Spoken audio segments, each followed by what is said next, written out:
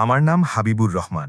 আমার বয়স ৭৪ বছর এবং আমার জীবনের একটা বড় অংশ আমি বড় বড় ইমারতের নকশা তৈরি ও মজবুত ভিত্তি গড়ার কাজে কাটিয়েছি।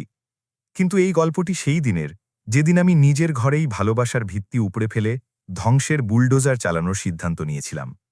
আমি আমার ছেলে তারেকের ইন্টেরিয়র ও আর্কিটেকচারাল ফার্মে প্রায় ৩ কোটি টাকা বিনিয়োগ করেছিলাম। আমি ভেবেছিলাম অবসরের পর এটাই আমার জীবনের সবচেয়ে বড় প্রাপ্তি হবে। এটা আমার ছেলের প্রতিষ্ঠান এবং এই ইমারতের প্রতিটি ইটে আমারও ঘাম মিশে আছে, এমনটাই আমার মনে হতো।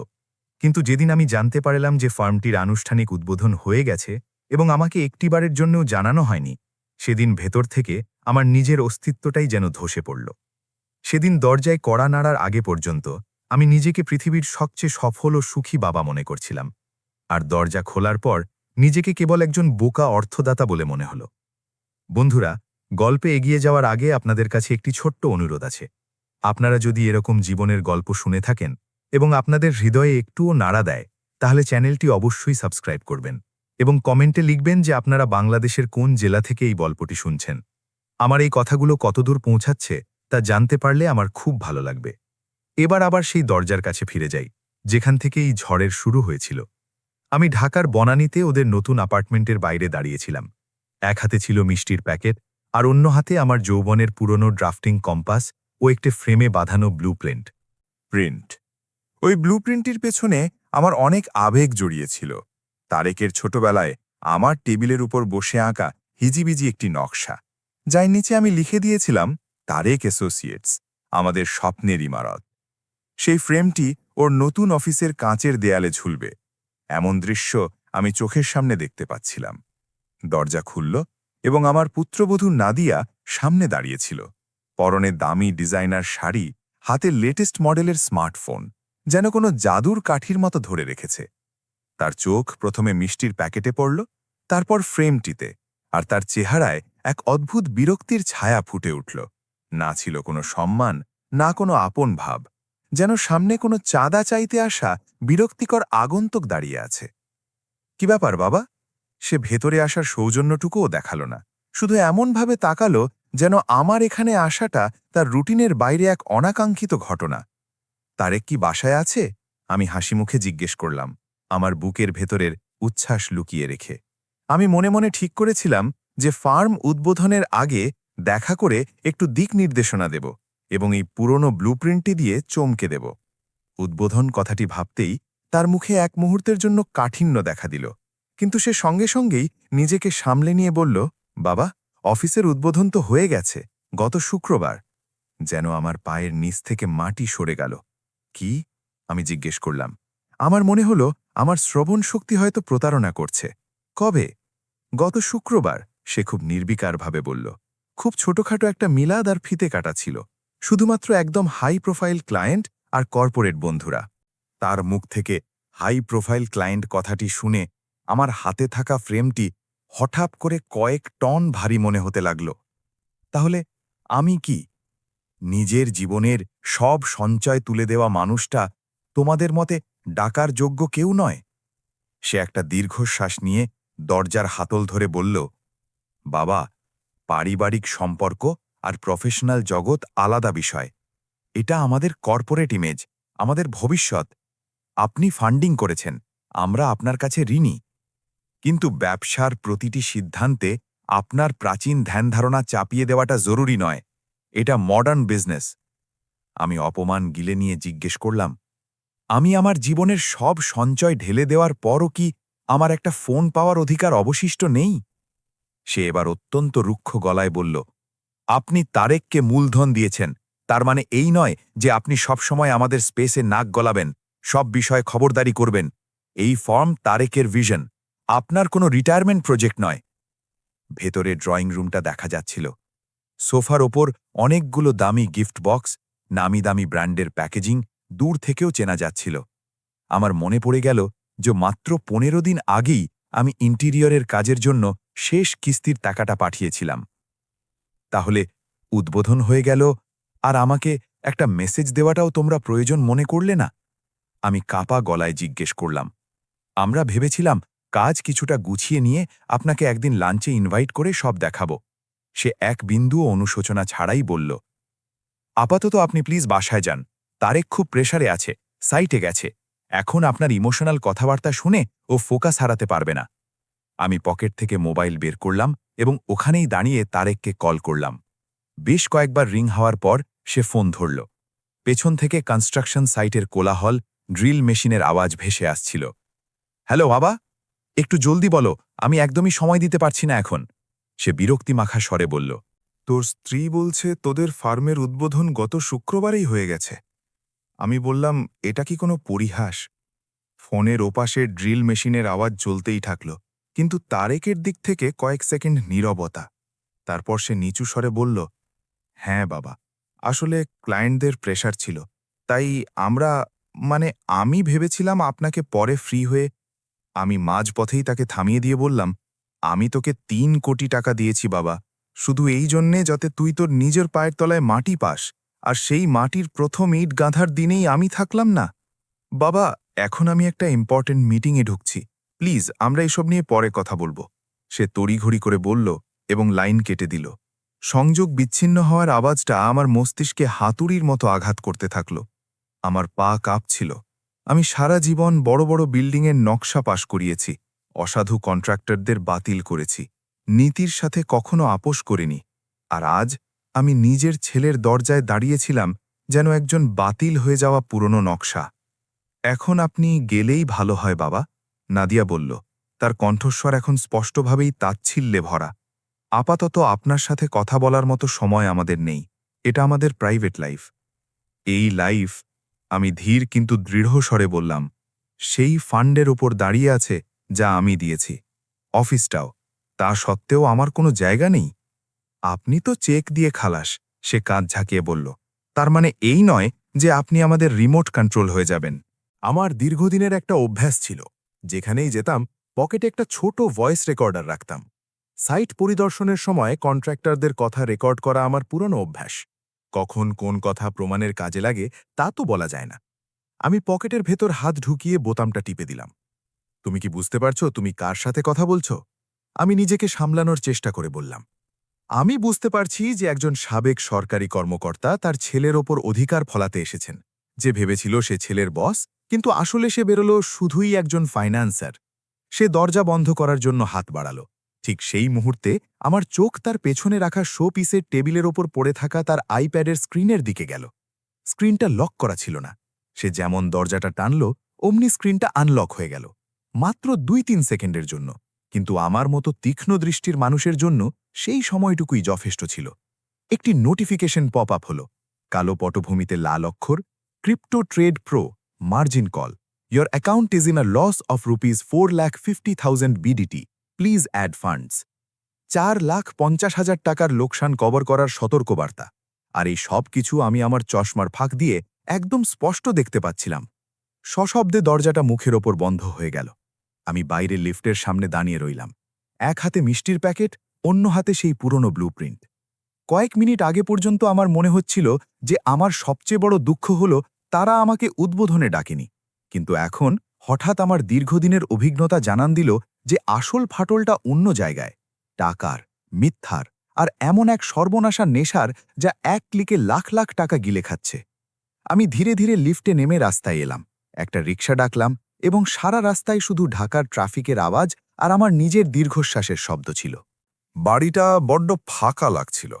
ড্রয়িং রুমে আমার পুরনো সব মেডেল, প্রজেক্টের ছবি, ড্রাফটিং বোর্ড, সবকিছু আগের মতোই ছিল। কিন্তু আমি আর আগের মতো ছিলাম না। সোজা আমার পড়ার ঘরে গেলাম। চোখে চশমাটা সেটে ইদানিংকার কিছু ঘটনা মেলাতে শুরু করলাম। স্ক্রিনে দেখা সেই লাল অক্ষরগুলো বারবার ভেসে উঠছিল। মার্জিন কল, 4,50,000 লোকসান। আমি নিজের মনেই বিড়বিড় করে বললাম, তুমি বলছিলে না তোমাদের প্রাইভেট লাইফ, তোমাদের কর্পোরেট ইমেজ?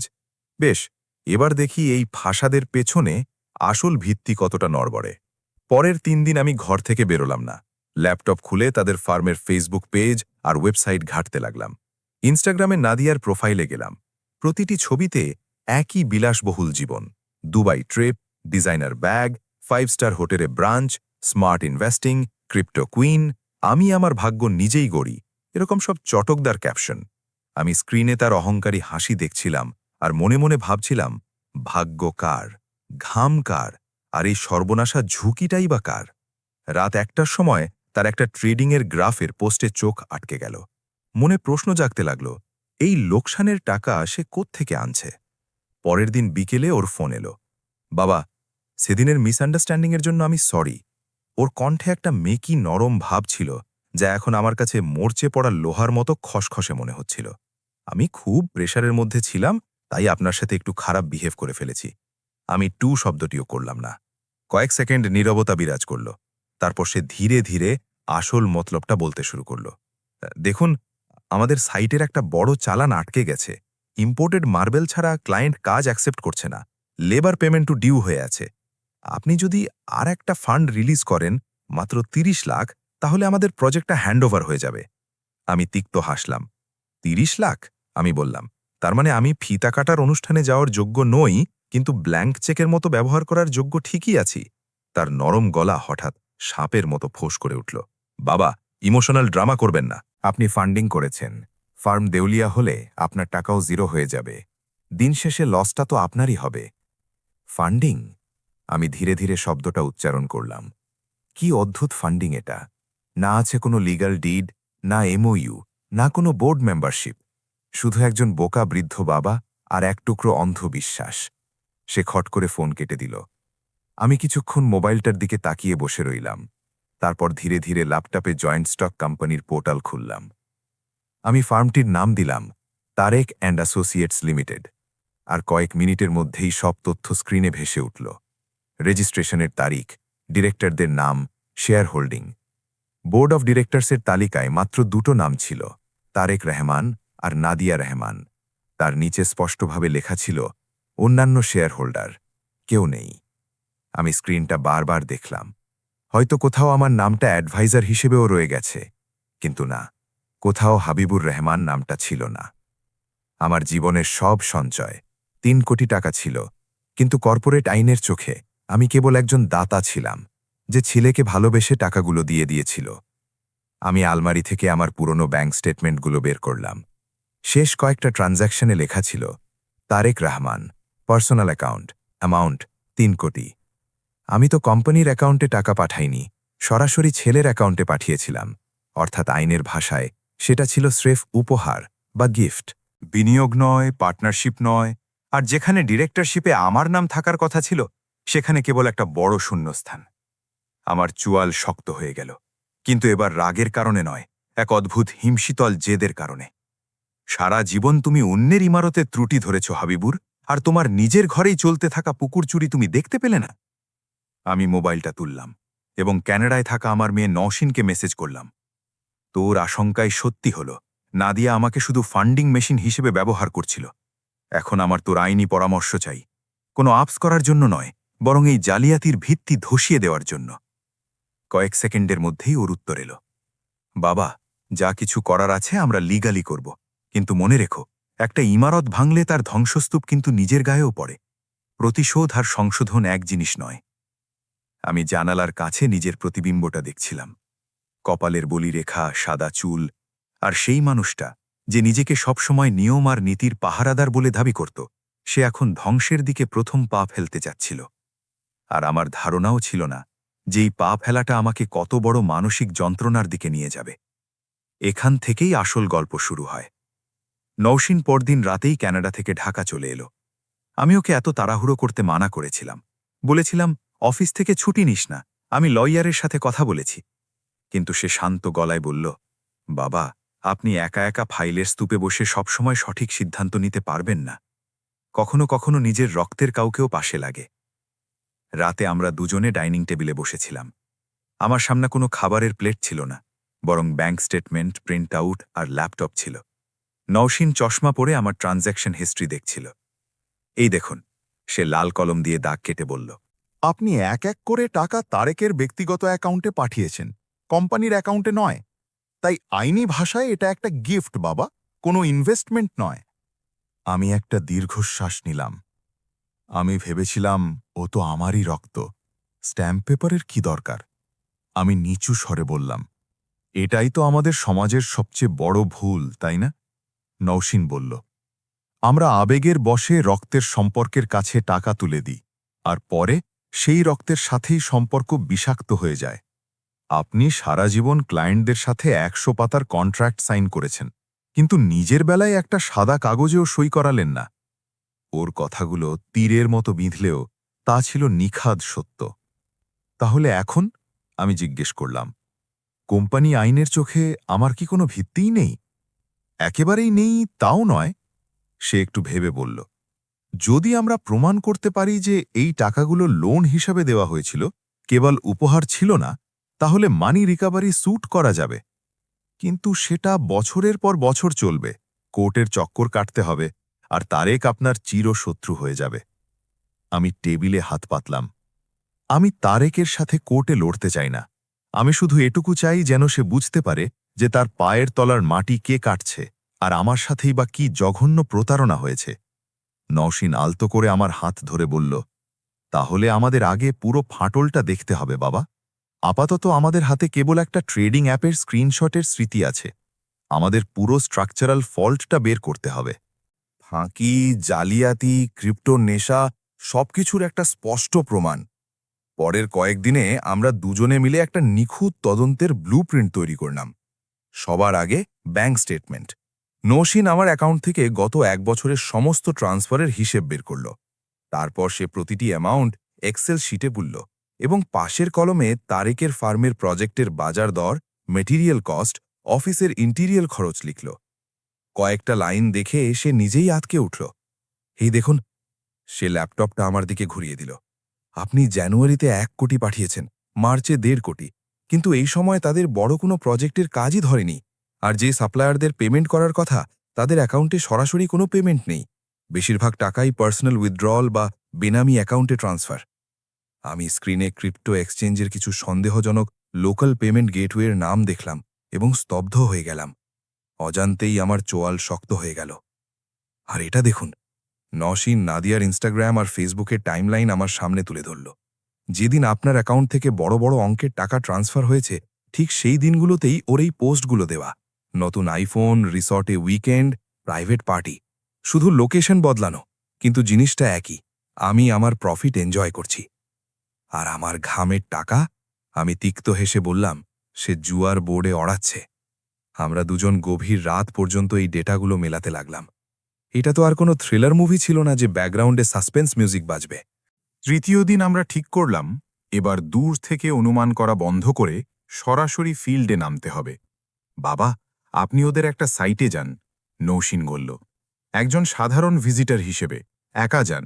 আমি ব্যাকএন্ড থেকে ওদের ভেন্ডারদের লিস্ট চেক করছি। আপনি শুধু চোখ কান খোলা রাখবেন। মেটেরিয়ালের কোয়ালিটি, লেবারদের অবস্থা, নাদিয়ার মুভমেন্ট। আমি আমার পুরনো অভ্যেস মতো পকেটে সেই ছোট ভয়েস রেকর্ডারটা রাখলাম, আমার ইন্সপেকশনের দিনগুলোর পুরনো সঙ্গী। ওটা চালু করে আমি ওদের একটা আন্ডার কনস্ট্রাকশন সাইটে পৌঁছালাম। সাইটটি ছিল গুলশানের একটি বিলাসবহুল কমার্শিয়াল স্পেস। বাইরে বড় করে সাইনবোর্ড, ইন্টিরিয়ার বাই তারেপ অ্যাসোসিয়েটস। ভেতরে ঢুকতেই সিমেন্ট আর রঙের উগ্র গন্ধ নাকে এলো। ওয়েল্ডিংয়ের ভুলকি উঠছে। আমি মাথায় একটা সেফটি হেলমেট পরে ভেতরে ঢুকলাম। কি খুঁজছেন চাচা? একজন ফোরম্যান আমাকে দেখে জিজ্ঞেস করল। আমি এই ফ্লোরের মালিকের তরফ থেকে এসেছি, আমি মিথ্যে বললাম, একটু কাজের প্রগ্রেস দেখতে। সে আর কিছু জিজ্ঞেস না করে নিজের কাজে মন দিল। কাজের ধরন দেখে আমার চোখ কপালে ওঠার জোগাড়। যেখানে গ্রেড এ স্টিল আর প্রিমিয়াম সিমেন্ট ব্যবহার করার কথা, সেখানে একদম থার্ড ক্লাস লোকাল মেটেরিয়াল ব্যবহার করা হচ্ছে। ফলস সিলিংয়ের ফ্রেমিং এত দুর্বল যে কোনো দিন খসে পড়তে পারে। কিছুক্ষণ পর আমি নাদিয়াকে দেখতে পেলাম। সে সাইটের এক কোনায় দাঁড়িয়ে একজন হার্ডওয়্যার সাপ্লায়ারের সাথে রীতিমতো চিৎকার করে কথা বলছিল। আগামীকালকের মধ্যে যদি বাকি মাল না দেন, তাহলে আমি আপনার পুরনো বিলও ক্লিয়ার করব না, সে বলছিল। আমাকেও আমার ট্রেডিংয়ের মার্জিন মেলাতে হয়। তার চেহারায় সোশ্যাল মিডিয়ায় দেখতে পাওয়া সেই আত্মবিশ্বাসী হাসিটা ছিল না। সেখানে শুধুই এক বেপরোয়া জেদ আর অস্থিরতা ছিল। আমি ধীরে ধীরে পুরো স্পেসটা পর্যবেক্ষণ করলাম। লেবারদের মাঝে চাপা ক্ষোভ, কাজের ধীর গতি, সাইট ইঞ্জিনিয়ারের অসহায় মুখ। মাঝে মধ্যেই নাদিয়া ফোন বের করছিল, স্ক্রিনে কিছু একটা দেখছিল আর কপালের ঘাম মুছছিল। সে আমার পাশ দিয়েই হেঁটে গেল, কিন্তু আমাকে খেয়ালই করল না। আমি ইচ্ছে করেই আমার হাঁটার লাঠিটা মেঝেতে একটু জোরে ঠুকলাম। সে থমকে দাঁড়াল। আপনি এখানে কি করছেন? সে চোখ বড় বড় করে জিজ্ঞেস করল। হ্যাঁ, আমি শান্তভাবে বললাম, শুনলাম তোমাদের কাজ খুব দ্রুত এগোচ্ছে। ভাবলাম ছেলে তো কর্পোরেট মিটিংয়ে ব্যস্ত, অন্তত তার কাজের কোয়ালিটিটা একটু নিজের চোখে দেখে যাই। সে কিছু একটা কড়া জবাব দিতে যাচ্ছিল, ঠিক তখনই পেছন থেকে তারেক এলো।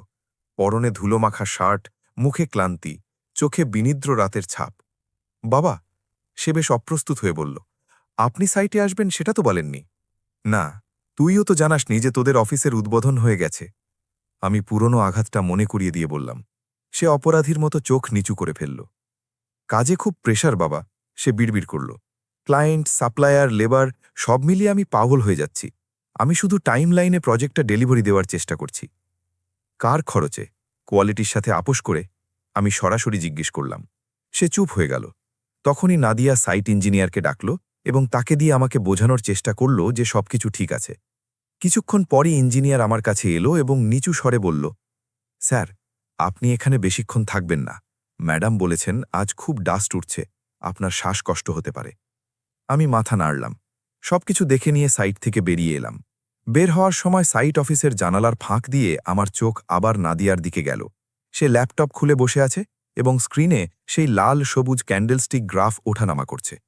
সেদিন রাতে আমি যখন বাসায় ফিরলাম তখন নৌসিন আমার জন্য চা বানিয়ে অপেক্ষা করছিল। সাইটের কি অবস্থা? সে জিজ্ঞেস করল। বাইরে থেকে চকচকে, কিন্তু ভেতর থেকে জালিয়াতি আর নিম্নমানের কাজের দুর্গন্ধে ভরা। আমরা আগামী সপ্তাহের জন্য পুরো অ্যাকশন প্ল্যান তৈরি করলাম। আমি আমার পুরনো কানেকশন কাজে লাগাবো। রাজুক, সিটি কর্পোরেশন এবং ইঞ্জিনিয়ার্স ইনস্টিটিউটে আমার অনেক পরিচিত ছাত্র আছে। আমি শুধু ওদের সাইটগুলোর পারমিট আর সেফটি স্ট্যান্ডার্ড নিয়ে একটু খোঁজ নেব। ছোট ছোট ক্লিপস, ভয়েস রেকর্ড, ছবির প্রমাণ সব জোগাড় করব। বাবা, এসব ঠিক আছে, কিন্তু আপনাকে এটাও বুঝতে হবে যে লিগ্যাল অ্যাকশনে গেলে আপনি একা। কোম্পানির কাগজে আপনার অস্তিত্ব নেই। আমি নিজের টাকার জন্য লড়ছি না, আমি বললাম। আমি তারেকের অন্ধত্ব ঘোচানোর জন্য লড়ছি। সে দেখতে পাচ্ছে না যে তার স্ত্রী তার কেরিয়ারের ভিত্তি কিভাবে খুঁড়ে খাচ্ছে। এভাবেই 2 সপ্তাহ কেটে গেল। আমার ল্যাপটপের ফোল্ডারে এখন অনেকগুলো প্রমাণ জমা হয়েছিল। নাদিয়া সাপ্লায়ারদের ধমকাচ্ছে, লেবারদের পেমেন্ট আটকে রাখছে, আর কাজের ফাঁকে ফাঁকে ট্রেডিং অ্যাপে লাখ লাখ টাকার বাজি ধরছে। একদিন তো আমি আমার এক কন্ট্রাক্টর বন্ধুর মাধ্যমে স্পষ্ট শুনলাম নাদিয়া তাকে বলছে, আরে আমি কি বোকা নাকি যে শ্বশুরের নাম কোম্পানির মেমোর্যান্ডামে দেব? তাহলে তো কথায় কথায় এসে মুরব্বিয়ানা ফলাতো। ফান্ড তো এমনিতেই ওনার অ্যাকাউন্টে অলস পড়েছিল, আমি শুধু সেটা রাইট ট্র্যাকে ইনভেস্ট করেছি। এ কথা শুনে আমার বুকের ভেতরটা জ্বলে উঠল। রাইট ট্র্যাকে ইনভেস্ট, যেন সেটা লটারির টিকিট ছিল। সেদিন রাতেই আমি যখন এই ডকুমেন্টসগুলো গোছাচ্ছিলাম তখন আমার ফোনে একটি অচেনা নম্বর থেকে হোয়াটসঅ্যাপ মেসেজ এলো। স্যার, আপনি কি আর্কিটেক্ট হাবিবুর রহমান? হ্যাঁ, কে বলছেন? আমি লিখে পাঠালাম। কয়েক সেকেন্ড পর একটা ভয়েস নোট এলো। আওয়াজটা কোনো তরুণ ইঞ্জিনিয়ারের, সম্ভবত তারেকের সাইটেরই কেউ। স্যার, আমি আমার পরিচয় দিতে চাই না, কারণ আমার কেরিয়ার নষ্ট হয়ে যাবে। কিন্তু আপনি যা সন্দেহ করছেন তার সবই সত্যি। ম্যাডাম প্রতিদিন প্রজেক্ট ফান্ডের টাকা পার্সোনাল ওয়ালেটে ট্রান্সফার করেন, তারপর সারা দিন ক্রিপ্টোতে ফিউচার ট্রেড করেন। আমি নিজের চোখে দেখেছি উনি একদিনেই 10 লাখ টাকা লিকুইডেট করে ফেলেছেন। আপনার দেওয়া ফান্ড প্রজেক্টে তো লাগেইনি, উল্টো সাবস্ট্যান্ডার্ড মাল দিয়ে স্ট্রাকচার দাঁড় করানো হচ্ছে। আমার রক্ত টকবক করে ফুটতে শুরু করল। তুমি কি করে জানো যে আমি ফান্ড দিয়েছি? আমি লিখলাম। স্যার, অফিসের সবাই জানে। উনি নিজেই গর্ব করে বলেন যে এই পুরো অফিস ওনার শ্বশুরের টাকায় সেট করা। এখন উনি নিজের ফাইন্যান্সিয়াল ফ্রিডম খুঁজছেন। স্যার, আমি শুধু এটুকুই চাই যেন তারেক ভাই ফেঁসে না যান।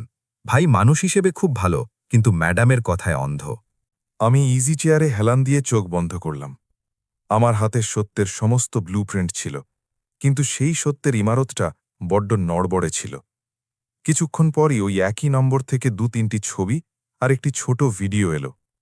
ছবিতে অফিসের লেজার বুক ছিল, যাতে বারবার ক্যাশ উইথড্রয়ালের সামনে কেবল মিসলেনিয়াস এক্সপেন্স লেখা ছিল। ভিডিওতে নাদিয়া ফাঁকা অফিসের ডেস্কের ওপর বসেছিল, তার সামনে ল্যাপটপ রাখা, স্ক্রিনে সেই ট্রেডিং অ্যাপ, আর সে রাগের মাথায় বলছিল, আর একটা ট্রেড, শুধু আর একটা লং পজিশন, তারপর পুরো লস রিকভার করে নেব। এবার ব্যাপারটা আমার আর তার মাঝখান থেকে বেরিয়ে এসে আইনি নোটিস আর ইন্সপেকশনের দিকে মোড় নিতে শুরু করেছিল। পরদিন নৌসিন পরামর্শ দিল, বাবা, এটা এখন আর শুধু পারিবারিক মনোমালিন্য নেই, এখানে জুয়া আছে, জালিয়াতি আছে, স্ট্রাকচারাল রিস্ক আছে। ভবন ধসে পড়লে বা ফায়ার সেফটি ফেল করলে নিরপরাধ মানুষের জীবন যাবে। তারেক সোজা জেলে যাবে। আপনাকে একজন চিফ আর্কিটেক্টের মতো সিদ্ধান্ত নিতে হবে। আমরা আমার এক ছাত্রের কাছে গেলাম, যে এখন রাজুকের একজন জ্যেষ্ঠ কর্মকর্তা। সে পুরো ঘটনা শুনল, সমস্ত প্রিন্ট আউট, স্ক্রিনশট, মেটেরিয়াল টেস্টের রিপোর্ট দেখল। দেখুন স্যার, সে খুব বিনীত গলায় বলল, আইনের দৃষ্টিকোণ থেকে আপনি টাকা দিয়ে ভুল করেছেন, তবে আপনার কাছে এখনও দুটো রাস্তা আছে। এক, আপনি সরাসরি চিটিং কেস করতে পারেন। এটা অনেক লম্বা প্রসেস, সম্মান নষ্ট হবে, ফ্যামিলি ভেঙে যাবে। দুই, যদি এই কনস্ট্রাকশন ফল্ট এবং ফাইন্যান্সিয়াল জালিয়াতি এতটাই চরম পর্যায়ে থাকে, তবে আপনি অথরিটিকে ইনফর্ম করুন। RAJUK, fire service, city corporation, যেখানে যা প্রযোজ্য সেখানে কমপ্লেন দিন। সেখান থেকে যে অ্যাকশন নেওয়া হবে তা সেফটি স্ট্যান্ডার্ডের ভিত্তিতে হবে, আপনার ব্যক্তিগত ক্ষোভের ভিত্তিতে নয়। আমি টেবিলের উপর ছড়ানো প্রজেক্ট প্ল্যানের দিকে তাকিয়ে রইলাম। আমার মনে পড়ল আমি কত বিল্ডিংয়ের কাজ বন্ধ করে দিয়েছিলাম সেফটি ভায়োলেশনের জন্য। তখন মানুষ বাহবা দিত, বলতো, আপনি সততার আদর্শ। এখন প্রথমবারের মতো সততা দেখানোর অর্থ ছিল নিজের ছেলের স্বপ্নের ইমারতে বুলডোজার চালানো। যদি আমি প্রমাণসহ কমপ্লেন করি তাহলে কি হবে? আমি জিজ্ঞেস করলাম। তখন সে বলল, অফিসিয়াল তদন্ত হবে। বিল্ডিং কোড ভায়োলেশন থাকলে কাজ বন্ধ করে দেয়া হবে, নোটিশ আসবে, মোবাইল কোর্টও যেতে পারে। কিন্তু মনে রাখবেন স্যার, সেদিন আপনার ছেলেও কাঠগড়াতেই দাঁড়িয়ে থাকবে, যেখানে তার স্ত্রী থাকবে। দুজনের উপরই সমান আইনি প্রভাব পড়বে। রাতে বাসায় ফিরে আমি অনেকক্ষণ ব্যালকনিতে চুপচাপ বসে রইলাম। নসীন পাশেই দাঁড়িয়েছিল, কিছুই বলল না। শেষে আমি ল্যাপটপ খুললাম, একটি নতুন ফাইল ওপেন করলাম এবং তার নাম দিলাম ভিত্তিহীন ইমারত। এবং সেই রাতেই বসে আমি একটি দীর্ঘ ও বিস্তারিত ইমেল লিখতে শুরু করলাম। প্রথমে রাজুকের কাছে বিল্ডিং কোড ভায়োলেশন এবং নিম্নমানের নির্মাণ সামগ্রী ব্যবহারের সুনির্দিষ্ট প্রমাণসহ, তারপর দুর্নীতি দমন কমিশন এবং সিটি কর্পোরেশনের কাছে বেনামে ট্রেড লাইসেন্স এবং ফিনান্সিয়াল অনিয়ম নিয়ে প্রশ্ন তুলে লিখলাম, এবং সব শেষে একটি বেনামি অভিযোগ যে কোম্পানির ডিরেক্টর প্রজেক্টের টাকা দিয়ে অবৈধ ক্রিপ্টোকারেন্সি ট্রেডিং করছে। ইমেল পাঠানোর আগে মাউসের কার্সারটা সেন্ড বাটনের ওপর এসে থমকে গেল। বাবা, আপনি কি শিওর? নসীন আস্তে করে জিজ্ঞেস করল।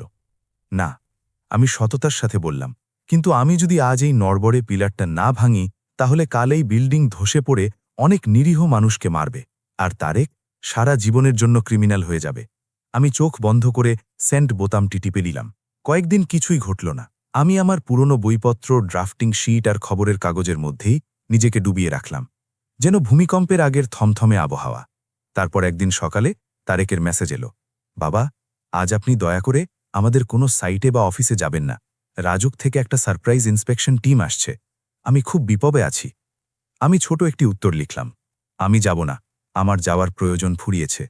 আসলে সেদিন সকালেই আমি ওদের অফিসের সামনের রাস্তার ওপারে একটা চায়ের দোকানে বসেছিলাম। সেখান থেকে ওদের পুরো ফার্মের বিল্ডিংটা দেখা যাচ্ছিল। সামনে চায়ের কাপ ছিল, আর মনে একটা অদ্ভুত শূন্যতা কাজ করছিল। সকাল আনুমানিক 11:30টার দিকে অফিসের সামনে এসে রাজুকের দুটো গাড়ি এবং পুলিশের একটি ভ্যান থামল। বেশ কয়েকজন কর্মকর্তা হাতে ফাইল আর মেজারমেন্ট টেপ নিয়ে ভেতরে ঢুকল। আমি চায়ের কাপটা নামিয়ে রাখলাম, ক্যামেরাটা পকেটে রাখলাম এবং রাস্তা পেরিয়ে ধীরে ধীরে অফিসের দিকে হেঁটে গেলাম। ভেতরে ঢুকতেই দেখলাম দৃশ্যপট সম্পূর্ণ বদলে গেছে। কর্মচারীরা ভীত সন্ত্রস্ত, রিসেপশনিস্ট কাঁদছে, ভেতর থেকে উত্তপ্ত বাক্য বিনিময়ের আওয়াজ আসছিল, যেন তাসের ঘর ভেঙে পড়ার শব্দ। একজন ম্যাজিস্ট্রেট উঁচু গলায় জিজ্ঞেস করলেন, এই প্রজেক্টগুলোর সাইন অফ অথরিটিকে? নাদিয়া তার কেবিন থেকে বেরিয়ে এলো, মুখে তখনও সেই মেকি দম্ভ। আমরা দুজনেই বোর্ড অফ ডিরেক্টর্স, সে বলল। আপনারা এভাবে হ্যারাস করতে পারেন না আমাদের। ম্যাজিস্ট্রেট ফাইলের দিকে তাকিয়ে বললেন, আজ হ্যারাস করতে আসেনি ম্যাডাম, আপনাদের 3টি সাইটের ম্যাটেরিয়াল টেস্টে ফেল করেছে। আপনাদের অ্যাকাউন্টস থেকে মানি লন্ডারিংয়ের সাসপিশিয়াস অ্যাক্টিভিটি পাওয়া গেছে। এগুলো সিলগালা করা হবে এবং আপনাদের সব ডকুমেন্টস সিজ করা হলো। ঠিক তখনই তারেক বাইরে থেকে দৌড়ে অফিসে ঢুকল, চেহারায় চরম আতঙ্ক। এসব কি হচ্ছে ভাই? সে হাঁপাতে হাঁপাতে জিজ্ঞেস করল। আমি এক কোণের একটা সোফায় গিয়ে চুপচাপ বসলাম। কেউ আমাকে খেয়ালই করল না। আমি শুধু দেখছিলাম আমার ছেলের চোখে প্রথমবারের মতো সেই সর্বনাশা ভয়ের ছাপ, যা তিল তিল করে গড়া স্বপ্ন ভেঙে যাওয়ার সময় তৈরি হয়। ম্যাজিস্ট্রেট তারেকের দিকে তাকিয়ে বললেন, আর হ্যাঁ, আপনাদের নামে স্পেসিফিক কমপ্লেন আছে যে ক্লায়েন্টের অ্যাডভান্সের টাকা আপনারা ক্রিপ্টো জুয়ায় উড়িয়েছেন। অভিযোগটি অত্যন্ত গুরুতর। যদি এটা সত্যি প্রমাণিত হয় তাহলে আপনাদের সোজা রিমান্ডে যেতে হবে। তিনি বাক্যটি শেষ করার আগেই নাদিয়ার চোখ আমার উপর পড়ল। সে এক মুহূর্তের জন্যে যেন পাথর হয়ে গেল। আমাদের চোখাচোখি হল। তার চোখে একটা জ্বলন্ত প্রশ্ন ছিল, এসব তোমারই চাল, তাই না? আর আমার মনে কেবল একটাই আফসোস ছিল, এখন এই ধ্বংসস্তূপের নিচে সবচেয়ে বেশি চাপা পড়বে আমার নিজের রক্ত। তারেক। এখানেই আমি আপনাদের একটু থামাচ্ছি, কারণ এরপর যা ঘটল তা কেবল একটা ফার্ম ধ্বংস করেনি, পুরো পরিবারের ভিত্তিটাই নাড়িয়ে দিয়েছিল। ইনস্পেকশনের পর বাড়ির পরিবেশ শ্মশানের মতো হয়ে গিয়েছিল। অফিসে ওঠা ঝড় আমার ড্রয়িং রুম পর্যন্ত আছড়ে পড়ছিল। রাতে দরজার কলিং বেলটা একটানা বাজতেই থাকল। নসীন তখন ড্রয়িং রুমেই ছিল। আমি গিয়ে দরজা খুললাম। বাইরে তারেক দাঁড়িয়েছিল। পরনের স্যুটটা কোঁচকানো, টাই ঢিলা করা, চোখে রাজ্যের অন্ধকার আর রাগ। ভেতরে আয়, আমি শান্ত গলায় বললাম। সে জুতো না খুলেই সোজা ভেতরে ঢুকে ডাইনিং টেবিলের চেয়ার টেনে বসল, 2 হাত দিয়ে মাথা চেপে ধরে বসে রইল। কয়েক মুহূর্ত শুধু দেয়াল ঘড়ির টিকটিক শব্দ শোনা যাচ্ছিল। এসব আপনি করেছেন তাই না বাবা? সে হঠাৎ মাথা তুলে জ্বলন্ত দৃষ্টিতে জিজ্ঞেস করল, রাজুক, মোবাইল কোর্ট, সব আপনার কাজ? আমি এতটুকুও ভনিতা করলাম না। হ্যাঁ, আমি স্পষ্টভাবে বললাম, আমিই অভিযোগ করেছিলাম। সে অট্টহাসি হাসল।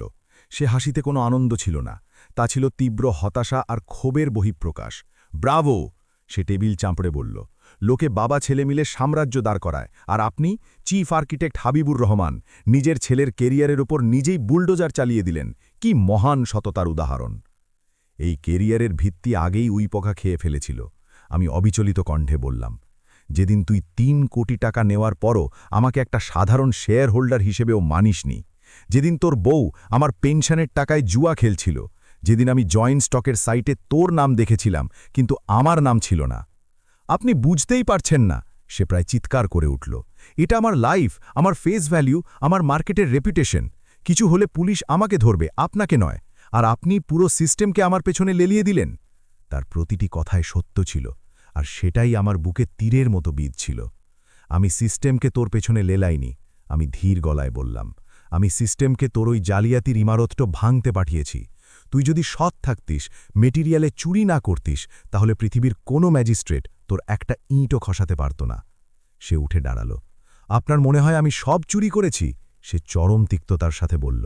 আপনার মনে হয় আমি ছোটবেলা থেকেই এতটাই পারফেক্ট ছিলাম যে ব্যবসা শুরু করে সবকিছু একা মেনটেন করতে পারব? একবারের জন্য কি আপনি আমাকে গাইড করেছিলেন? সব সময় শুধু ভুল ধরেছেন। ড্রয়িং খাতায়, রেজাল্ট কার্ডে, কেরিয়ারে, সব জায়গায় আপনি শুধু লাল কালি দিয়ে দাগ কেটেছেন। আমি আপনার কাছে সবসময় একটা রিজেক্টেড নকশাই থেকে গেছি, ছেলে হতে পারিনি।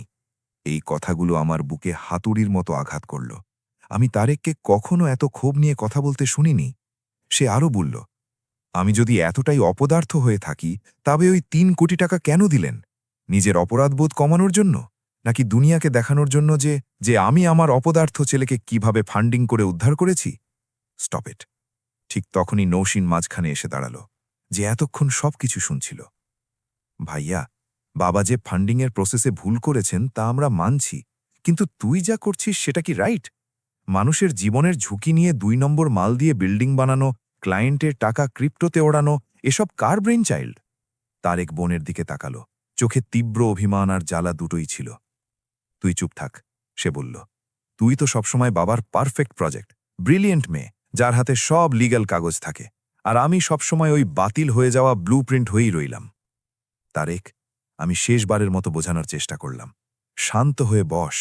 আমি যা করেছি, কেন করেছি, তা লজিক্যালি বোঝার চেষ্টা কর। এই অ্যাকশন তোর এগেনস্টে নয়, তোকে জেল আর বড় ধরনের অ্যাক্সিডেন্ট থেকে বাঁচানোর জন্য। আমাকে বাঁচানোর জন্য? সে তাচ্ছিল্যের হাসি হাসল। আজ গোটা ইন্ডাস্ট্রির সামনে ম্যাজিস্ট্রেট আমাকে এমনভাবে জেরা করল যেন আমি রাস্তার চোর।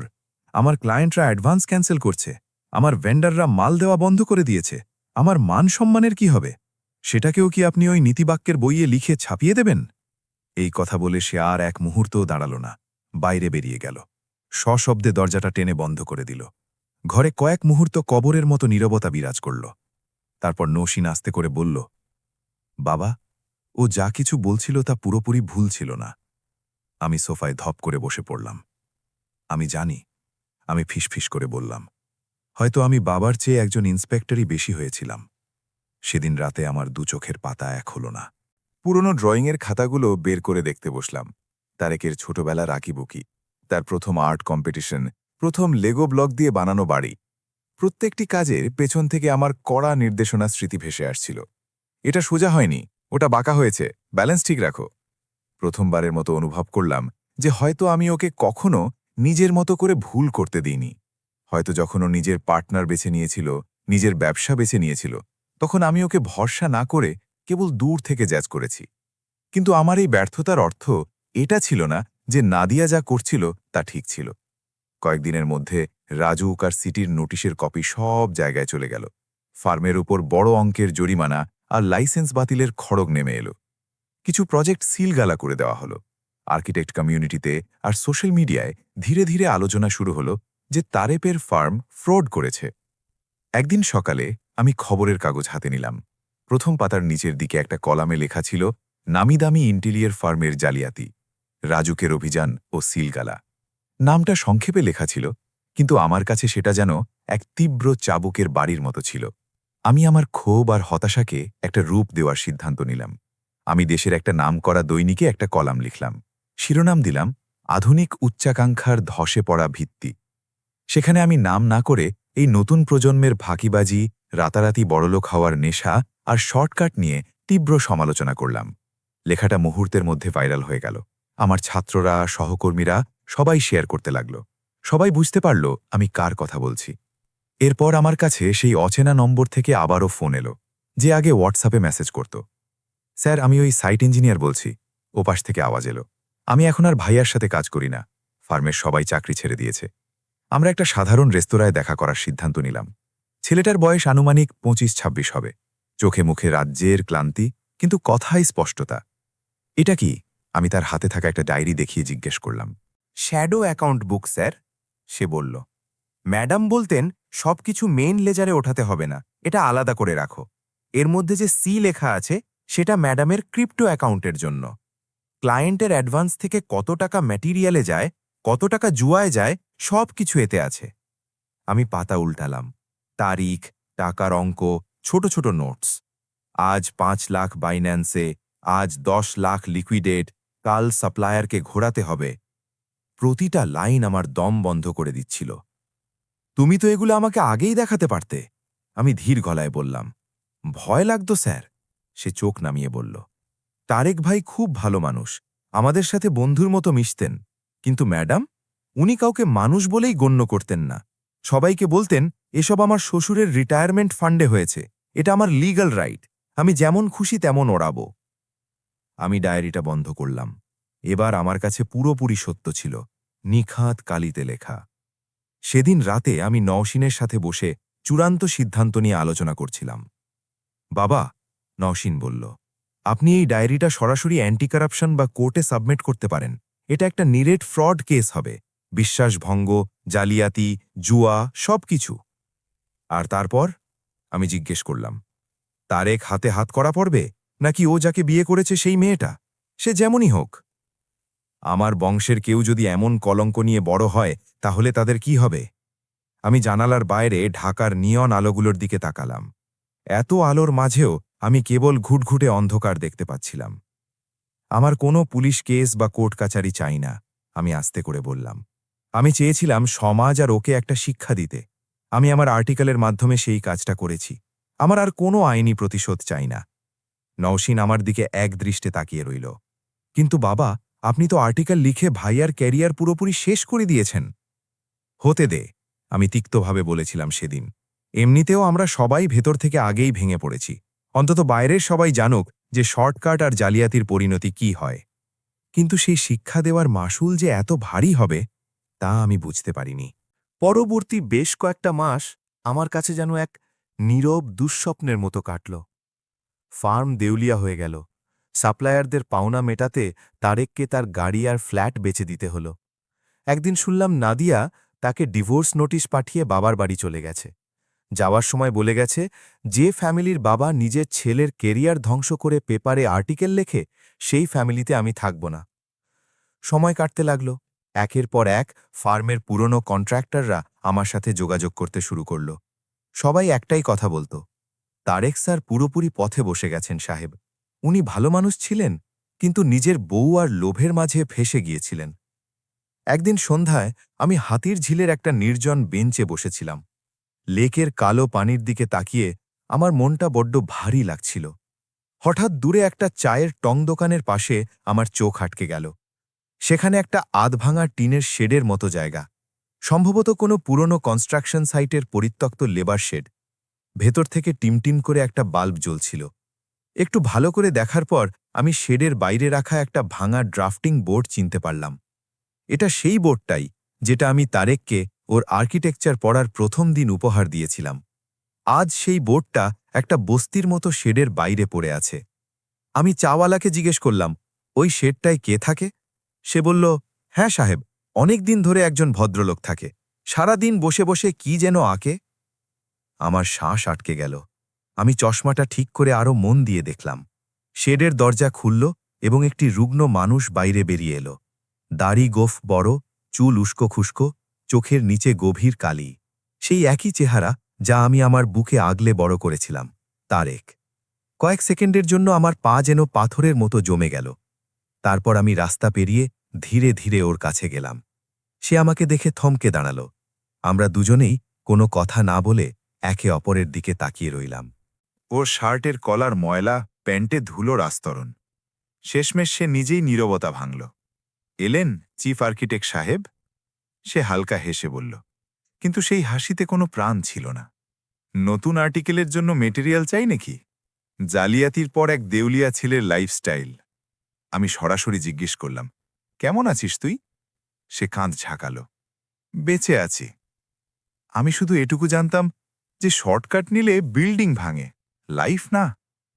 অফিস গেল, সম্মান গেল, বউও গেল। এখন এই ভাঙা শেডটাই আমার ফার্ম। আমি চারদিকে তাকালাম। একপাশে নোংরা পানি, অন্য পাশে মশার উপদ্রব, আর ঠিক মাঝখানে আমার ছেলে, যে কখনো এসি রুমে বসে লাক্সারি প্রজেক্টের ডিল সাইন করত, সে আজ রাস্তার কলে গোসল করে। নাদিয়া? আমি আস্তে করে জিজ্ঞেস করলাম। তার চেহারায় এক মুহূর্তের জন্য ঘৃণা ফুটে উঠল। সে বলল, শুরুতে বলেছিল আমরা মিলে সব ধার দেনা শোধ করব, কিন্তু পরে বুঝলাম ওর নিজের উপরেই এত পাওনাদার যে ও নিজেই পালাবার পথ খুঁজছিল। একদিন শুধু এটুকু বলল আর চলে গেল, তোমার বাবার অহংকারের কারণে আমার লাইফস্টাইল শেষ হয়ে গেছে। হয়তো ও ভুলে গিয়েছিল যে সেই বাবাই ওর লাইফস্টাইল স্পন্সর করেছিল। আমি গভীর দীর্ঘশ্বাস নিলাম। মনে হলো বলি যে আমি যা করেছি তা তোকে জেল থেকে বাঁচানোর জন্যেই করেছি। কিন্তু ওর অবস্থা দেখে কথাগুলো গলাতেই আটকে গেল। কিছুক্ষণ আমরা দুজনেই চুপ করে বসে রইলাম। তারপর আমি বললাম, চল কোথাও বসি, কিছু খাবি? আমরা কাছেরই একটা সাধারণ ভাতের হোটেলে বসলাম। আমি 2 প্লেট ভাত আর ভর্তা ভাজি চাইলাম। ও গোগ্রাসে খেতে লাগল, নিজের কাঁপা হাতের দিকে না তাকিয়ে। কাজ? আমি জিজ্ঞেস করলাম। কিছু খুঁজছিস? কে দেবে কাজ? সে তিক্তভাবে বলল, ইন্ডাস্ট্রিতে সবাই জানে যে আমার প্রজেক্ট সিলগালা হয়েছিল। আপনার ওই বিখ্যাত আর্টিকেল পড়ার পর অনেকেই বলেছে বাপের ব্যাটা, উচিত শিক্ষা দিয়েছে। কিন্তু এটাও বলেছে যে এমন লোককে সাইটের দায়িত্ব কি করে দেব যার নিজের বাপই তার নামে পেপারে লেখে? সে আমার দিকে তাকাল। আপনি আমাকে ঠিক দেখিয়েছেন না ভুল, সেটা নিয়ে ডিবেট স্কুলেও হতে পারে। কিন্তু একটা কথা ক্লিয়ার, সে বলল, আপনি যে নীতি আর আইনি বুলডোজার চালিয়েছেন তার ক্ষতিপূরণ এখন কেবল আমিই দিচ্ছি। আমার কাছে তাৎক্ষণিক কোনো উত্তর ছিল না। অনেকক্ষণ ধরে আমি ভাতের প্লেটের দিকে তাকিয়ে বসেছিলাম। শেষমেশ আমি বললাম, তারেক, যদি আমি বলি যে আমার অনুশোচনা হচ্ছে, তবে তুই কি সেটা মেনে নিবি? সে হাসল। এবার সেই হাসিটা আগের মতো ব্যঙ্গের ছিল না। আপনার অনুশোচনা কি এই কারণে যে আমি আপনাকে ডিভোর্স পেপারের মতো ছুঁড়ে ফেলেছিলাম? সে আস্তে করে বলল। নাকি অনুশোচনা এই কারণে যে আপনি আমাকে কখনোই ছেলে হিসাবে গড়ে তোলেননি, শুধুই একটা পারফেক্ট ড্রয়িংয়ের মডেল বানাতে চেয়েছিলেন? আমি প্রথমবারের মতো কোনো আত্মপক্ষ সমর্থন না করেই মেনে নিলাম। হয়তো দুটোই, আমি বললাম। আমি সবসময় স্কেল আর পেন্সিল তোর দিকেই তাক করে রেখেছিলাম, কিন্তু তোর পাশে বসে কখনো জিজ্ঞেস করিনি যে তোর কিসে ভয় লাগে। তোর স্ট্রেস কিসে? তুই কি বুঝতে পারছিস না তুই একটা ফ্রডের ফাঁদে পড়েছিস? আমি তোকে গাইড করার বদলে তোর ওপরেই অ্যাকশন নিয়ে ফেললাম। আমাদের দুজনেরই চোখে হালকা জল এসে গেল। হোটেলের ভিড়, প্লেটের আওয়াজ সবকিছু যেন অনেক দূর চলে গেছে বলে মনে হলো। এখন কি করব বাবা? সেদিন এত ঘটনার পর সে প্রথমবারের মতো আমাকে বাবা বলে ডাকল। ওই একটা শব্দ আমার কাছে চিফ আর্কিটেক্ট পদবীর চেয়েও অনেক দামি ছিল।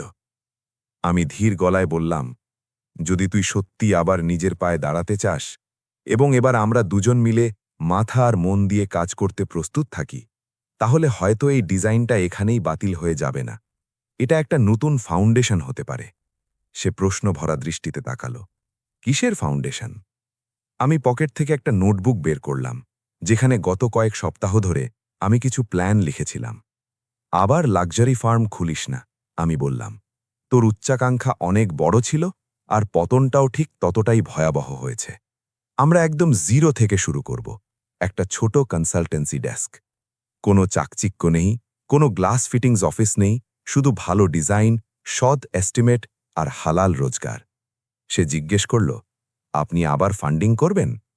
আমি সরাসরি ওর চোখের দিকে তাকালাম। হ্যাঁ, আমি বললাম, তবে এবার আবেগ থেকে নয়, বরং লিগ্যাল পেপারের ভিত্তিতে। এটা ইনভেস্টমেন্ট হবে, গিফট নয়। লিখিত ডিড থাকবে। তুই প্রজেক্ট ফেল করলে আমার টাকা লস হবে, আর তুই সফল হলে আমি অফিসিয়াল পার্টনার হব। শুধু বাবার টাকা বলে ওড়ানো যাবে না। সে কিছুক্ষণ চিন্তায় পড়ল। তারপর বলল, আর যদি আমি আবার ভয় পাই, আবার কারো কথা ইনফ্লুয়েন্সড হয়ে শর্টকাট মারি, তাহলে এবার আমরা আগে থেকেই সেফটি ফ্যাক্টর রাখব। আমি বললাম, কিছু শর্ত থাকবে। প্রথম, যে কোনো ফাইন্যান্সিয়াল ট্রানজ্যাকশন ডুয়েল সিগনেচারে হবে, তুই একাই সব ডিসিশন নিবি না। দ্বিতীয়, প্রতি মাসের লেজার বুক পুরোপুরি স্বচ্ছ হবে, নসিন অডিট করবে, আমি দেখব।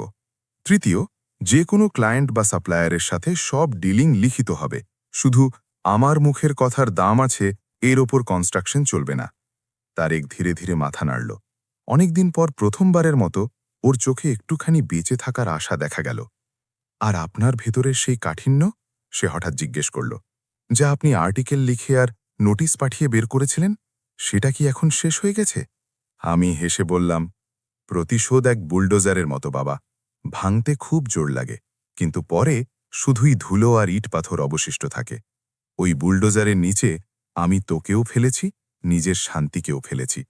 এখন আমাকে ওই ভাঙা ইট দিয়েই ঘর বানাতে হবে, বুলডোজার দিয়ে নয়। কয়েক মাস পর মগবাজারের একটা শেয়ার্ড ওয়ার্কস্পেসে ছোট্ট একটা ডেস্ক ভাড়া নিলাম আমরা। কোনো সাইনবোর্ড নেই, শুধু দরজার পাশে একটা name plate, Tarique designs and consultancy. সাধারণ মধ্যবিত্ত ক্লায়েন্টদের বাড়ির নকশা।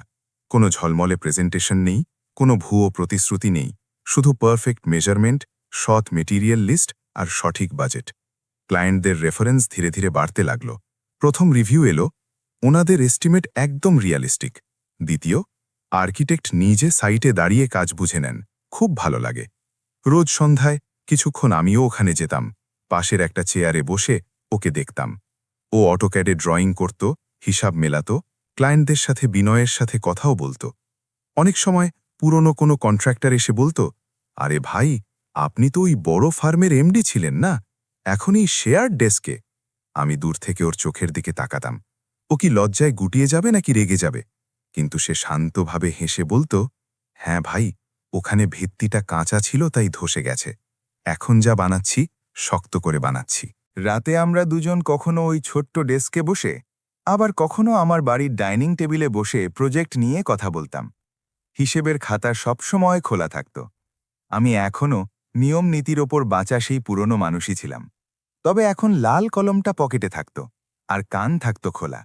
আমি শুনতাম, ও ওর আইডিয়া বলতো। কখনো কখনো ও শুনত, আমি আমার অভিজ্ঞতা শেয়ার করতাম।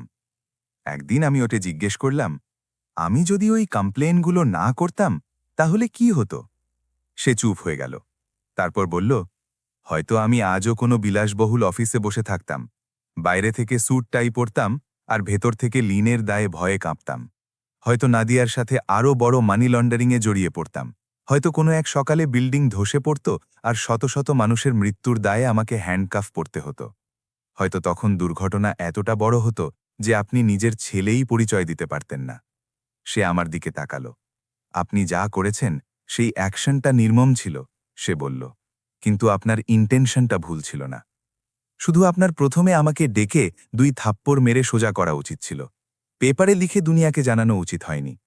আমি মাথা নিচু করলাম। এবার আমি আমার ভুলটা পুরোপুরি বুঝতে পারলাম। কয়েক মাস পর আমি পত্রিকা অফিসে বলে আমার সেই কলমের অনলাইন ভার্জনটি রিমুভ করিয়ে নিলাম। মানুষ জিজ্ঞেস করল, হাবিবুর সাহেব, এত সত্য একটা লেখা কেন সরিয়ে নিলেন? আমি বললাম, লেখাটা সত্য ছিল, কিন্তু পদ্ধতিটা ভুল ছিল। আমি ইমারতের ফাটল দেখিয়েছিলাম, তবে মেরামতের সুযোগ না দিয়ে সোজা ভেঙে ফেলার নির্দেশ দিয়েছিলাম।